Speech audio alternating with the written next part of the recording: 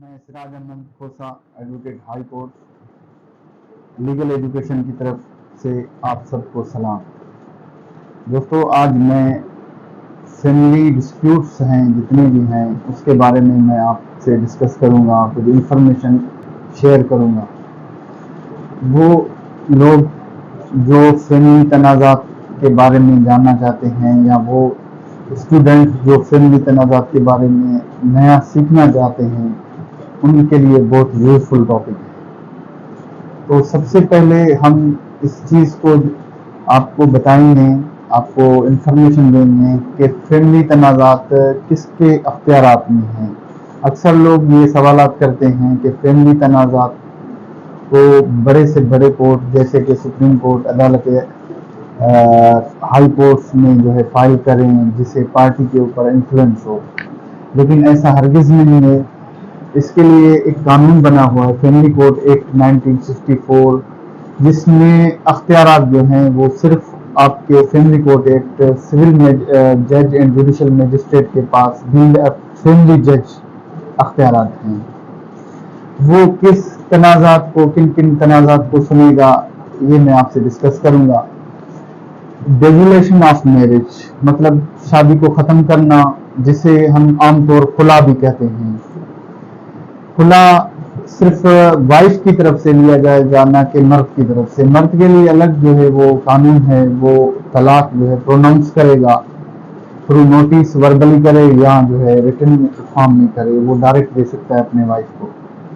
اس کے علاوہ اگر جب شادی ہوتی ہے تو اس وقت جو ہے کچھ گفٹ دیے جاتے ہیں اپنا وائف کی طرف سے, وائف کے والدین کی طرف سے اپنے بچی کو, جیسے کہ اسے ڈاور کہتے ہیں, حق مہر بھی کہتے ہیں اس کو. اور ڈاوری جو ہے وہ ایک اقسام ہے جو گفٹ, جیسے کہ کپڑے دینا, گھر کے فرنیچر وغیرہ. لیکن اس کے لیے الگ ایک قانون بنا ہوا ہے, اس کو منع کرتا ہے کہ زیادہ سے زیادہ آپ گفٹ نہیں دو, یا ڈیمانڈ جو ہے اس کا ریسٹرکشن ہے. برائڈل گفٹ جو ہے اپنا ایک ریسٹرکشن ایکٹ ہے, اس کو بھی منع کیا گیا ہے, تو آپ اس چیز سے اوائڈ کریں.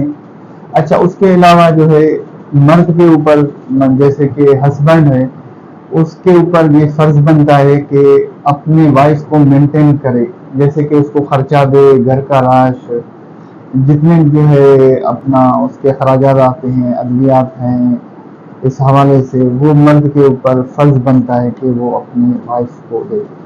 یہ بھی اسی فیملی کورٹ تنازعات میں آتا ہے, جو فیملی کورٹ ایکسکلوسیو جورسڈکشن ہے اس کے پاس, نہ کہ ہائی کورٹ کو, نہ کہ سپریم کورٹ کو, نہ کہ ڈسٹرکٹ اینڈ سیشن جج. تو اس کے علاوہ جو ہے مرد کے حقوق ہیں, جیسے کہ ریسٹیٹیوشن آف کانجوگل رائٹس. اگر کوئی وائف ہو, ڈس اوبیڈینٹ وائف ہے, وہ نہیں جانا چاہتی ہے اپنے شوہر کے گھر, تو وہ جس علاقے میں رہتا ہے اس علاقے میں تو فیملی کورٹ جو ہے بہت سارے انٹرپریٹیشن ہوئے ہیں کہ اس میں جو ہے مرد کو چاہیے جہاں پر اس کی وائف رہتی ہے, آرڈنری ہو یا پرماننٹلی, وہاں پر جا کے اپنا کیس فائل کر سکتا ہے کسی فیملی کورٹ میں جہاں جس کے پاس اختیارات یا جورسڈکشن ہو. تو اس حوالے سے جو نیو ینگ جو ہے لائر ہیں ان کے لیے میں ایک سجیسٹ کروں گا, سپریم کورٹ آف پاکستان جس نے رپورٹ کیا ہے, ایک ججمنٹ ہے 2016 PLD پیج نمبر 613, اس میں کلیئرلی مینشن ہے کہ اگر وائف جو ہے جہاں رہتی ہے وہاں پر مرد کو چاہیے وہ کیس فائل کرے, اور عورت کو بھی یہی اختیارات ہے جہاں اس کا عارضی رہائش ہو, جہاں رہتی ہے عارضی وہاں پر فائل کر سکتی ہے. پھر کورٹ تھوڑا پروسیجر اڈاپٹ کرتا ہے, جیسے کہ ویریفیکیشن ہوتی ہے جس جہاں پر رہتی ہے, ہیلتھ کے تھرو یا پولیس کے ذریعے اس چیز کو وہ کنفرم کرتے ہیں. اور اس کے علاوہ دوسرا جو ہے کیس رپورٹ ہوا ہے 2013 میں CLC 1595, اس میں کلیئرلی لکھا ہوا ہے کہ ایک شوہر جو ہے وہ اپنا کسی اور علاقے میں رہتا تھا اور بیوی کسی اور علاقے میں چلی گئی, تو اس کے بعد شوہر نے ریسٹیٹیوشن آف کانجوگل رائٹس فائل کیا تھا. پھر بیوی نے جو ہے ایک کیس فائل کیا تھا suit for maintenance dissolution of marriage, تو اس پہ یہ ججمنٹ رپورٹ ہوئی ہے. یہ جسٹس عمر عطا بندیال جو ہے اس وقت چیف جسٹس کے لاہور ہائی کورٹ کے، ان وقت یہ رپورٹ ہوا تھا. تو اس میں جو بہت گائیڈ لائن ہے، اس میں بہت یوزفل ہے آپ کے لیے، اگر آپ اس چیز کو پڑھ لیں تو بہت فائدہ ہے. اور اس کے علاوہ جو ہے custody of children, visitation, meetings وغیرہ، یہ بھی جورسڈکشن جو ہے وہ اپنا فیملی کورٹ کے پاس ہے. اگر فیملی تنازعات ہوتے ہیں، جیسے بچے کا ایشو ہوتا ہے کہ وائف اور ہسبینڈ الگ ہو جاتے ہیں، تو اس حوالے سے یہ آپ فیملی کورٹ کو اپروچ کر سکتے ہیں فیملی گارجنشپ ایکٹ میں، جو ایک ایکٹ بنا ہوا ہے اس کے تحت جو ہے آپ فائل کر سکتے ہیں. اس کے علاوہ آپ گارجن شپ ہے، جیسے کہ گارجن شپ پرسن بھی ہوتا ہے، پراپرٹی ہوتا ہے. پرسن جیسے کہ کسی کی کسٹڈی کو اگر مدر کے پاس ہے، وہ فادر لینا چاہ رہا ہے تو اس وقت وہ گارجن شپ میں. اگر پراپرٹی ہے کسی بچے کے نام پر، اس کو اگر آپ سیل کرتے ہیں تو اس صورت میں بھی آپ فیملی کورٹ کو اپروچ کر سکتے ہیں. اور اس کے علاوہ جسٹیفیکیشن آف میرج، یہ ایک امپارٹنٹ چیز ہے جو کافی لوگوں کو کم پتہ ہے. کافی جو نیو ینگ لائرس ہیں، سینئرس تو اس بات کو نالج رکھتے ہیں.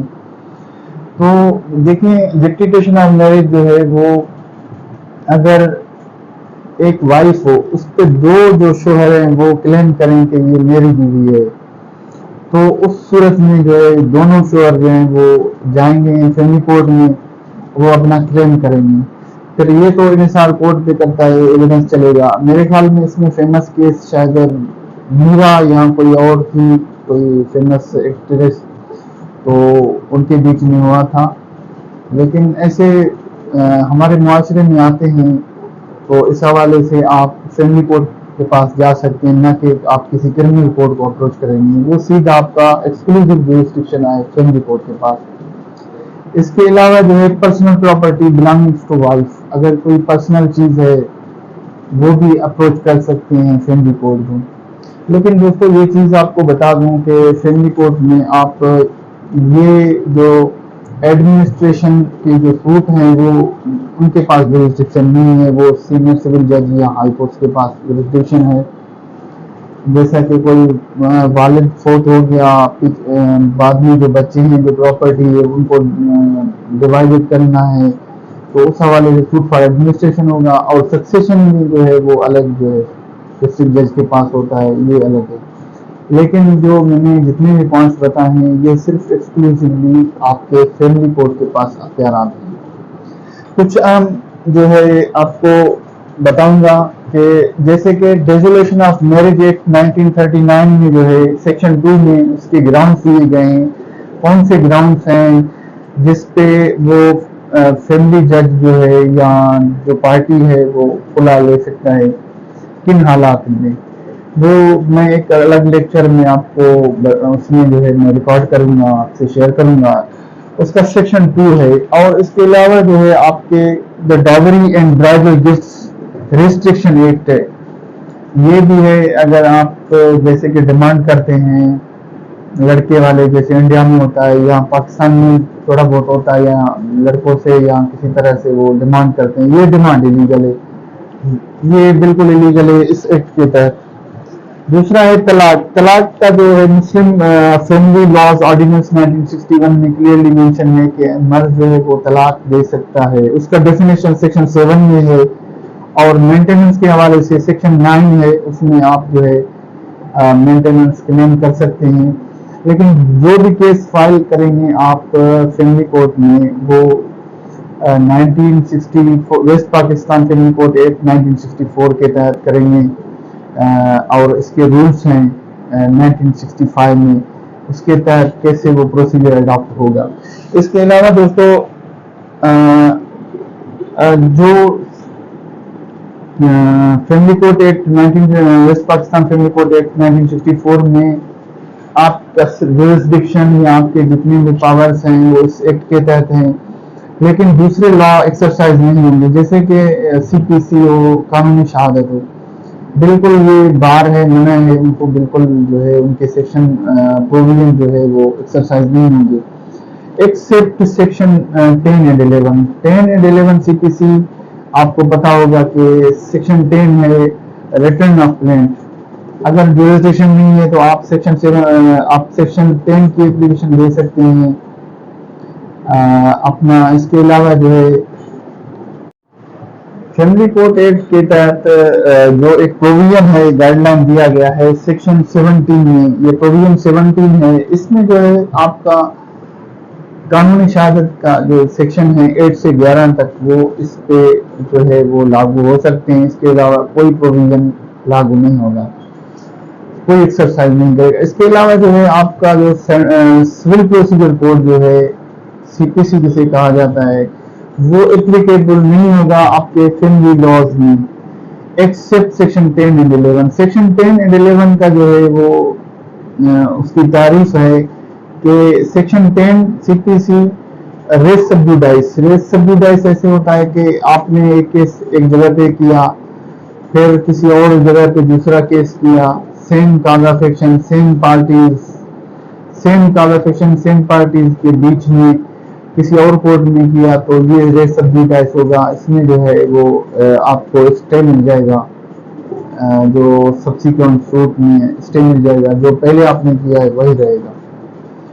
और इसके अलावा सेक्शन 11 ये है कि इसको कहते हैं रेस जुडिक्टा। रेस जुडिक्टा, अगर आपके किसी फैमिली कोर्ट में आपका केस डिसाइड किया है तो आप उस केस को, उस डिसीजन को आप उसी कोर्ट में फिर फ्रेश आप नहीं जा सकते हैं, उसी काज ऑफ एक्शन उसी पार्टीज के बीच में वो क्लेम नहीं कर सकते हैं। उसमें आप अपील में जा सकते हैं नो डाउट, लेकिन आप इसमें उसी काज ऑफ एक्शन पे आप उसी कोर्ट को अप्रोच नहीं कर सकते हैं।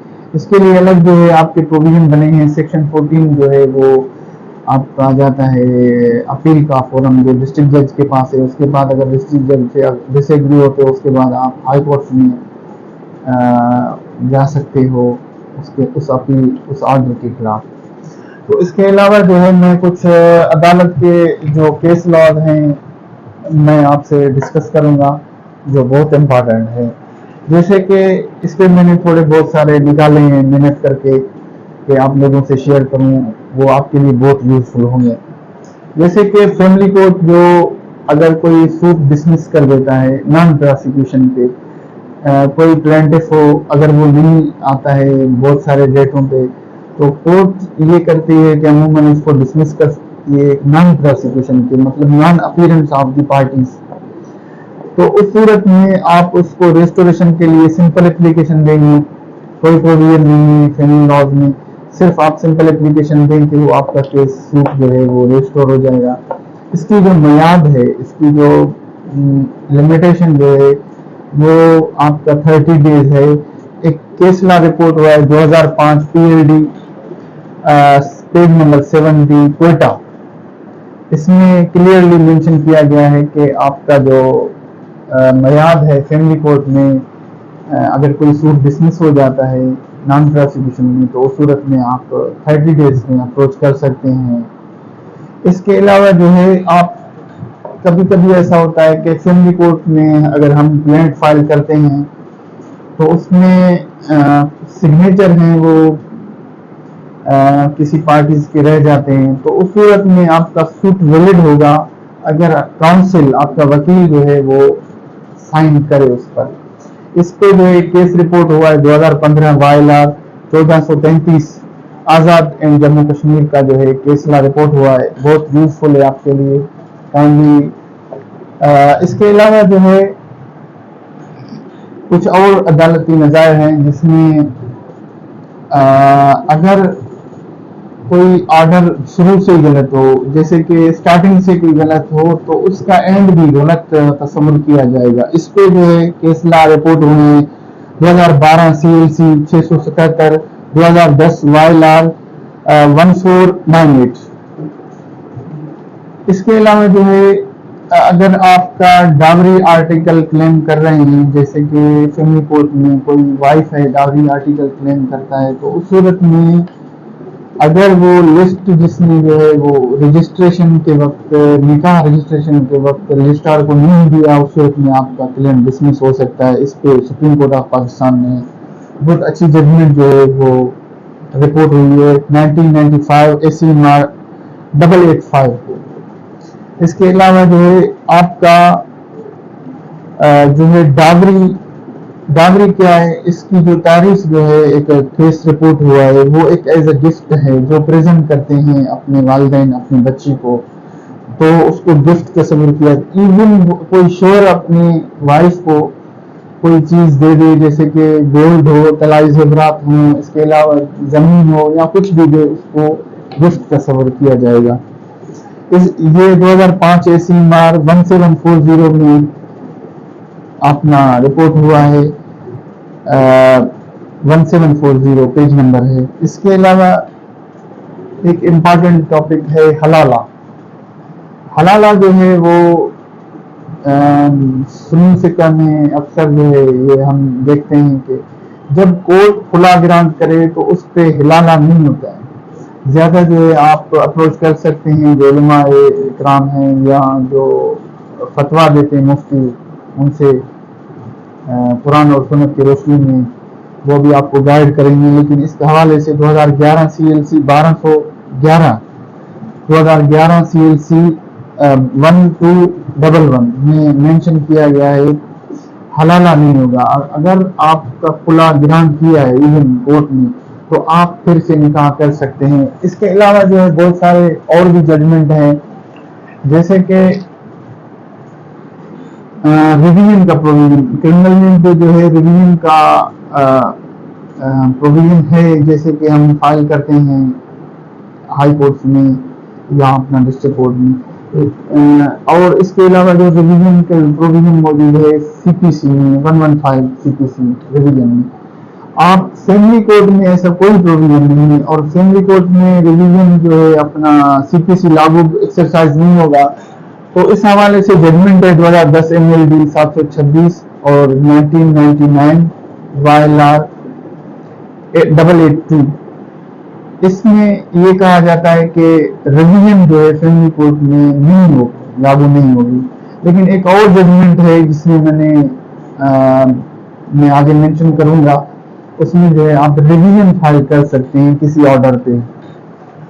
اس کے علاوہ اگر اس حوالے سے ہم نے statutory provision section 17 west Pakistan family court act جو ہے وہ منع کرتا ہے، بار کرتا ہے صرف دو سیکشن 10 اور سیکشن 11 CPC۔ لیکن ہائی کورٹس نے اور سپریم کورٹ آف پاکستان نے کچھ ججمنٹ رپورٹ کیے ہیں کہ آپ 151 کی اپلیکیشن دے سکتے ہیں۔ 151 اپلیکیشن کا جو تاریخ ہے کہ جو ہے کورٹ کے پاس، سول کورٹ کے پاس انہیرنٹ پاور ہے کہ جہاں پر پروویژن موجود نہیں ہو کہ وہ سماعت کر سکتا ہے کوئی آرڈر یا کوئی ایسی چیز پروویژن موجود نہیں ہے، اس کو چیلنج کر سکتے ہیں، اس میں آپ جا سکتے ہیں۔ تو اس پہ جو کیس رپورٹ ہوا ہے 1987 AC مار 1161، یہ ایک امپورٹنٹ کیس لا ہے، اس کو آپ دیکھ لیں کائنڈلی۔ ایک اور فیملی کیسز میں جو ہے اکثر آتے ہیں کہ فیملی جو ہیں وہ اتنا نالج نہیں رکھتے ہیں لا کے بارے میں، یا وہ بول نہیں سکتے ہیں، یا اتنی کانفیڈنس نہیں ہے۔ تو اس حوالے سے اگر کوئی پردہ نشین رہ گئی ہو، وہاں پر پروویژن ہے ویسٹ پاکستان فیملی کورٹ، اس کا پروویژن ہے 18 کہ آپ اٹارنی کوئی مختار جو ہے وہ اپائنٹ کر سکتے ہیں۔ اس حوالے سے کوئی ایجنٹ ہو پلینٹف کے بیہاف پہ، کسی لیڈیز ہو یا مرد بھی ہو سکتا ہے، تو اس حوالے سے کیس رپورٹ ہوا ہے 2011 YLR 3034 پیج نمبر 3034، اور 1998 CLC 1011 میں بھی یہ مینشن ہے کہ آپ ایجنٹ یا جو ہے اپیئر ہو سکتا ہے، اٹارنی اپیئر ہو سکتا ہے۔ اس کے علاوہ مسلم جج، کیا مسلم جج فیملی کورٹ کے پاس اختیارات ہیں کہ نان مسلم جج جو ہے وہ سن سکتا ہے فیملی کیسز کو؟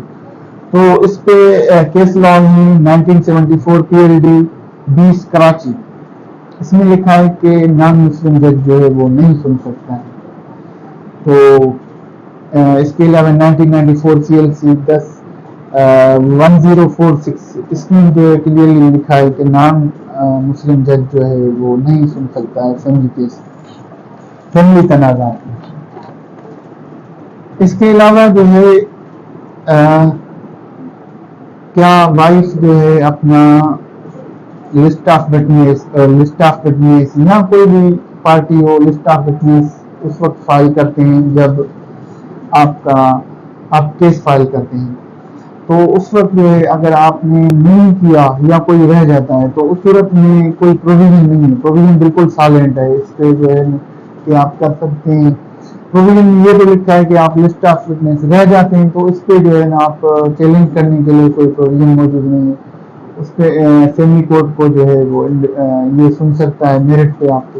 اس پہ رپورٹ ہوا ہے 2005 MLD 1776 اور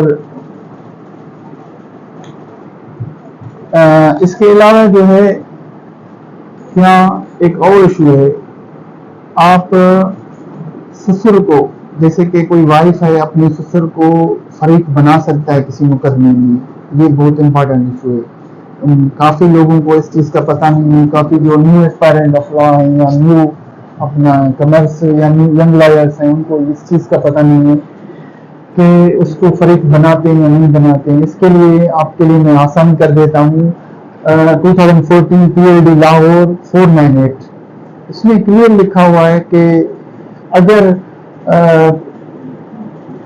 جو ہسبینڈ ہے وہ اتنا کمپیٹنٹ نہیں ہے یا وہ نہیں دے سکتا ہے خرچہ نن، تو اس صورت میں آپ سسر کو بھی فادر ان لا کو بھی بنا سکتے ہیں فریق۔ اس کے علاوہ جو ہے اگر کوئی ریسپانسبلٹی لے کسی ایگریمنٹ کے تحت کسی اقرار نامہ میں تو اس صورت میں جو ہے آپ اس کو فریق بنا سکتے ہیں۔